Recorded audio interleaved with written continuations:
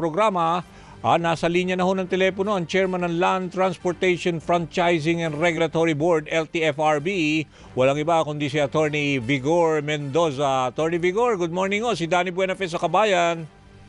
Good morning po, Kadani. Kamusta po kayo? Mabuti naman, maraming salamat at alam ko Biyernes medyo busy pa rin kayo, no, dahil marami ho mga developments, lalo na ho itong inaasahan na naman natin, meron na naman 9th round na increase dito sa ating presyo ng 'di ba, crudo, itong gasolina at saka mismong diesel. Ang ine-expect natin 1 peso and 10 centavos itataas daw sa litro ng gasolina, tapos Tuesday, next week.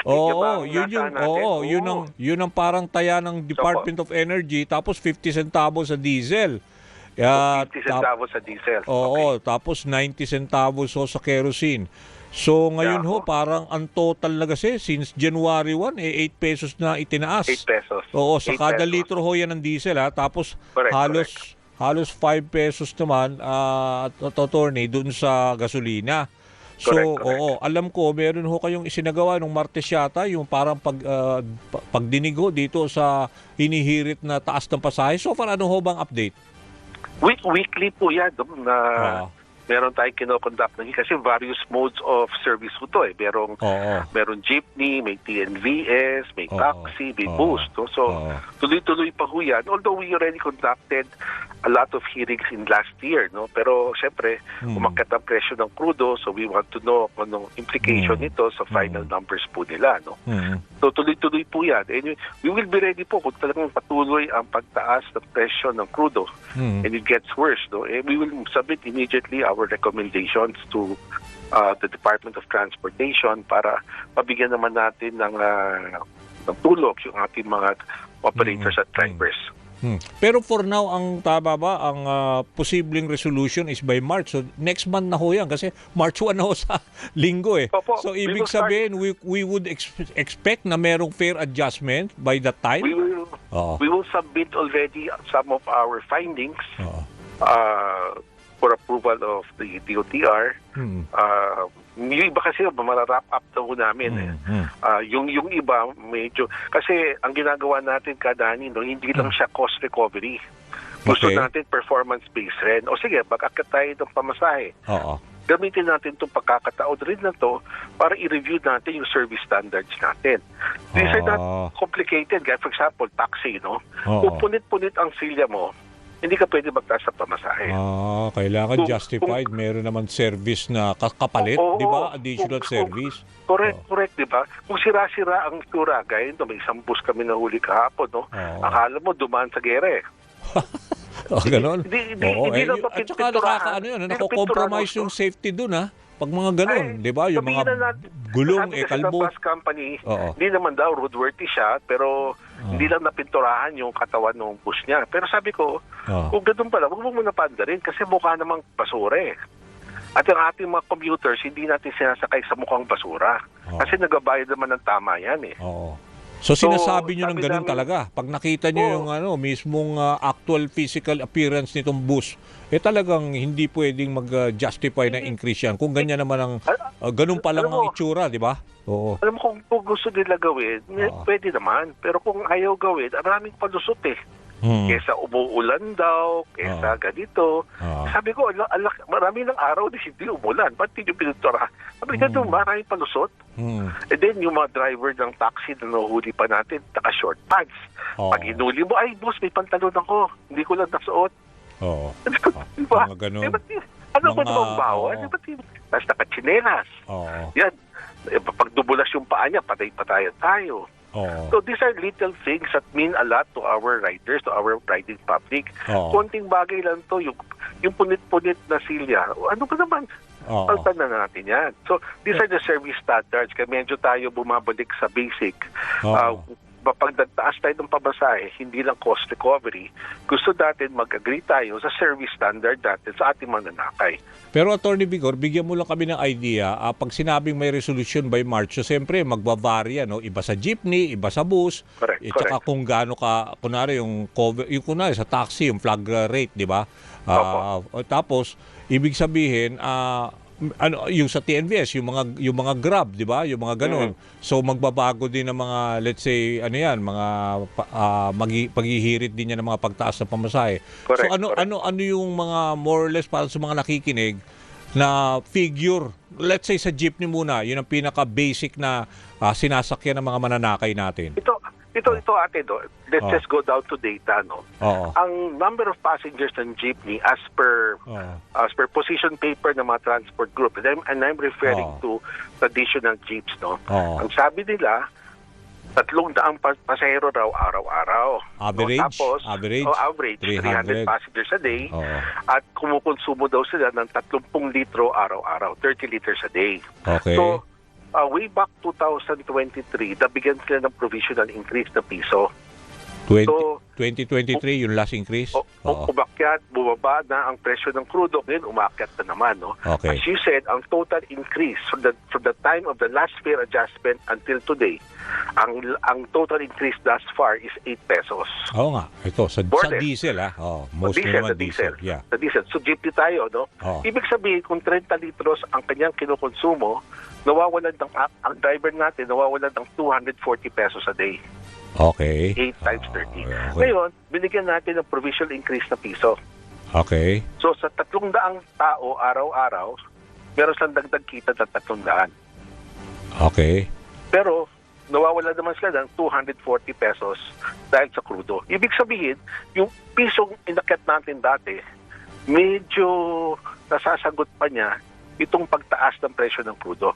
Kasi 240 lang eh. Ang dagdag kita, 300. Pero, lumilit yan, di ba? And I understand there are other expenses also na tumataas na related to fuel costs also. Mga lubricants, mga motor oil for maintenance of the vehicle, no? Kaya naman, pinaghahandaan rin natin yung komputasyon kung iaakap natin ang pamasahe ng jeepney. Pero for now, nakikita natin kung fuel cost lang ang pag-uusapan natin. Kaya pa? Bali ho dun sa computation na binigay nyo ngayon sa akin, parang more or less.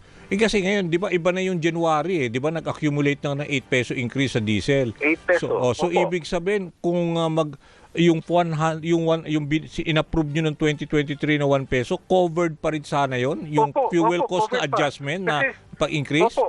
Kasi doon sa last fare increase ng jeepney, ang kinonsider ng the fuel cost was 51 pesos per liter. Okay. Ngayon, nasa mga 59 pesos per liter on the average, no? So, tama ka, Dani, na 8 piso na inakyat. So, kaya sinasabi natin, kaya pa ng konti. With 240 pesos na nawawalang kita, at doon naman sa kabila, dahil sa piso provisional increase, nakaka-cost na ng 300 piso. So, kaya pa ng konti. Pero, as I said, no, hindi naman tayo humihinto dyan. Pinaghahandaan na rin natin kung ano mangyayari sa jeepney fares. Kasi, manipis na masyado yung ating pinag-uusapan. Manipis na yung ibig sabihin na parang somehow yung ceiling, 'di ba, na kung saan yung kita nila, no? So para 60 pesos na lang kung tutuusin. Kaya kung mag-increase na naman 'yan, 'di ba? Parang halos parehas na lang. So so malaki ba ang posibilidad? Let's talk about the jeepney muna, attorney chairman. Yung jeepney ho, pwede ho ba niyo sabihin na very likely na aaprubahan na may increase para din sa mga mananakay? Opo. Nakikita naman natin yung trend na umakyat ang presyo ng diesel fuel, no? So kung ito'y magpatuloy, talagang on fuel cost alone, there is justification, no, to adjust the fares. Okay. And then itong mga iba, yung mga taxi, meron din ho yan na ine-expect tayo? Meron. Lahat po yan, nag-apply po. Lahat nag-apply, pati TNVS, no? So on fuel cost alone, sinasabi ko nga po, ang fuel cost alone, kung yun lang ang titinan natin, may justification naman na magtaas tayo ng pamasahe. But remember, no, ito isa sa pinakamahirap na desisyon ng LTFRB kasi binabalanse naman natin yung kakedan ng mananakay magbayad. So, we have to balance the two and find equitable ground, no, ibang win-win para sa commuter, win-win din para sa transport sector. Ano more or less ang, let's say, naglalarong figure sa inyo? Sa jeepney ho, ano ho ang mga 50 centimos, mga aabot unang piso uli by March? Iba-iba ang increase? posisyon ng jeepney. In fact, Ano ba may mga minimum fare ngayon? 'Di ba 14, 15? 13 13 po pesos. at saka 13 sa traditional, 15 sa aircon. Aircon 15. Opo. Opo. So ang posible yung last increase sabi niyo 2023, kung meron mang bagong fare adjustment, may March, posible magkaroon ng increase pero wala pa ho kayo nakikitang figure na most likely na ma-approve sa jeepney.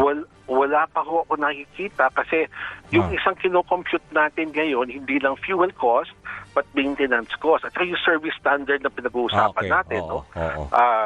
Kung meron pang karagdagang dapat sila gawin na makakadagdag gastos sa kanila, we will have to incorporate that in total expense ng ating jeepney, no? Na tas babalansin naman natin sa kakainan ng mananakay magbayad ng ganung klase talaga. So kailangan manindigan kayo doon sa service standards, no? Hindi kayo basta mag-a-approve ng increase. Titingnan niyo muna yung physical appearance ng jeepney. At yun ho ba ay talagang alam din at naiintindihan ng mga operators, di ba?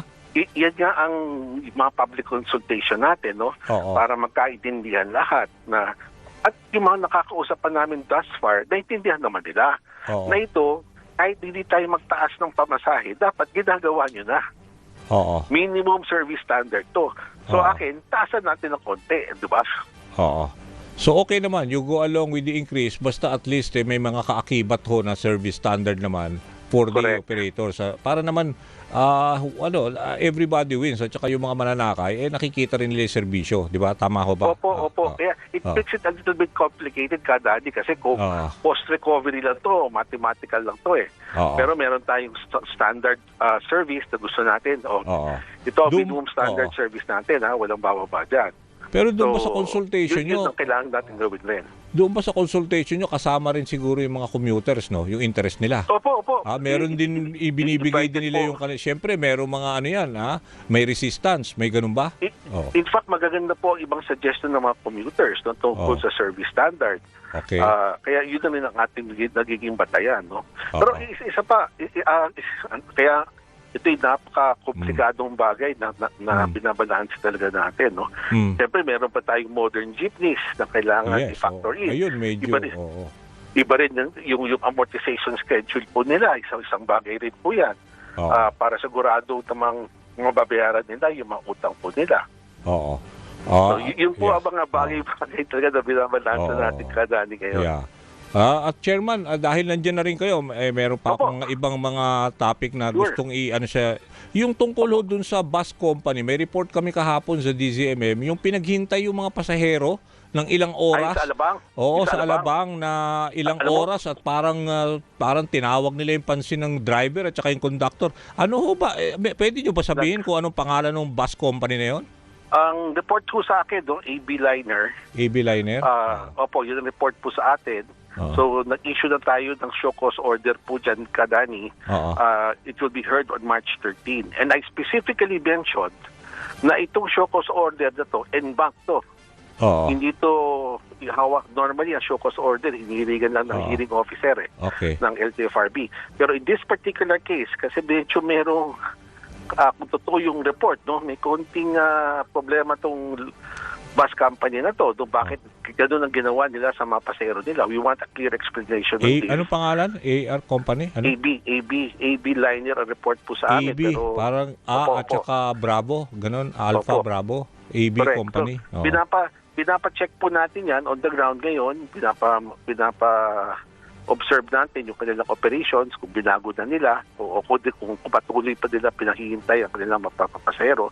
But the board and bank will hear this case. March 13.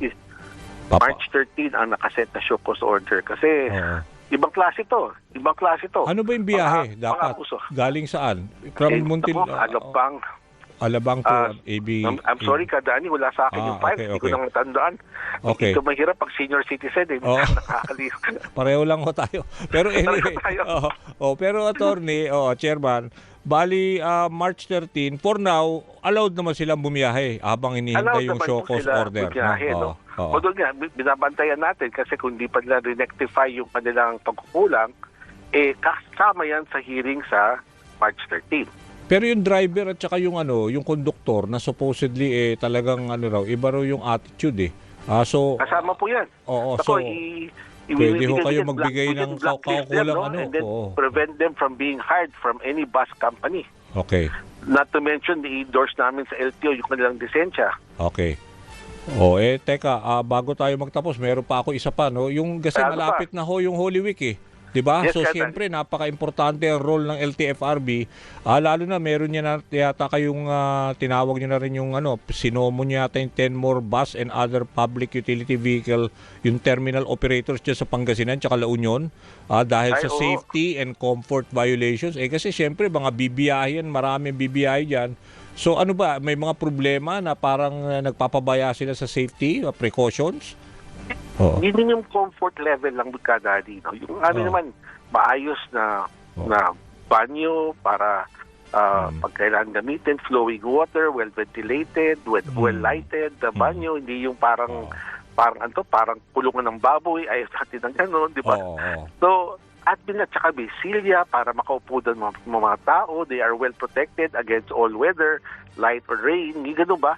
Simple lang, hindi naman natin hinahanap na parang lahat mukhang PITX o mall, no? Hindi naman gano'n, no? But there are some terminals, ito sinokos order natin, ni Silya wala. Okay. So, sabi ko, kahit monoblock man lang, makupo lang ang tao, hindi po pwede. So, binabalikan natin to, yung mga na-show-cause order natin na umaabot na po ng close to 200 yan, no? Nationwide. Pero nga, kasi binanggit dito sa aking advice, yung Pangasinan La Union, siguro lahat yan, nationwide, marami ho mga bus terminals na dapat, may oversight din kayo, tinitingnan nyo, di ba? Ng inyong mga regional hindi pa tayo offices. Ng Holy Week. Binabalikan na ho namin yung Kadani para sa ganoon, magkaroon naman sila ng interim adjustments in preparation sa dagsaan ng mga tao, no? Pero kung ayaw talaga nila, kumahanap na rin kami ng alternative sites. Para sa ganon, sasarado talaga namin yan even before Holy Week, and then open the alternative sites. Ang kagandahan, no, what I can report is that yung mga na-show-cause order, nag-i-improve na po sila, binalikan natin. For example, may mga mall na sinokos order natin, no?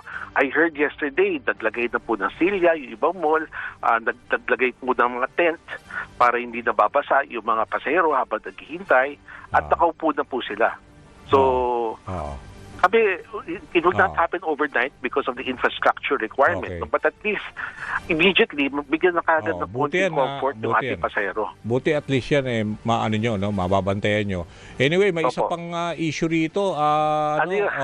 Itong yung tatlong transport network company, yung TNC, na sinuspindi ng 1 taon. Opo. Kasi hindi naman umaandar yung app nila okay. So, hindi naman umaandar yung app nila. Bakit natin pagbibigyan? Pinagbigyan na nga natin. Ibig sabihin, nag-ooperate sila tapos wala silang app? Parang gano'n? Yun na nga Nung nagpresenta po sila para ma-accredit, may app sila. Ngayon, nung chinek natin, random checking po yan, hindi umaandar yung app nila. So, yan? Para at least mag-guide lang yung ating mga... Anong pangalan ng Huwag na natin banggitin. Yung transport network. Wala na ako nasa harapan ko ng Kadani yung listahan, pero babanggitin ko sila para yung mga tao ma-advise properly na huwag gamitin itong mga app na to, no?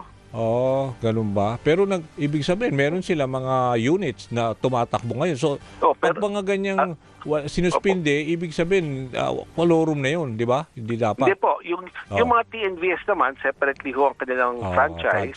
Ang kagandang multi-hubing po sila. Ibig sabihin, pwede sila mag-Grab, InDrive, at saka kung naman yung app, yung home app nila, no? Kung home app nila yung na-suspend, diba? So lilipat yan sa ibang app. Tama.